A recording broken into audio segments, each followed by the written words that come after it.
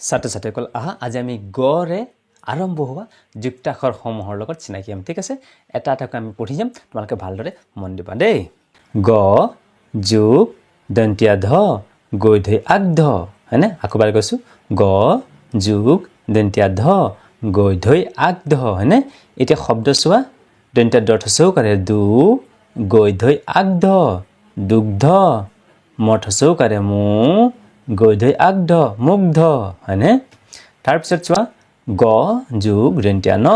গৈনৈগ্ন অ গৈনৈগ্ন তাৰ্থ চৈকাৰ অগ্নি ম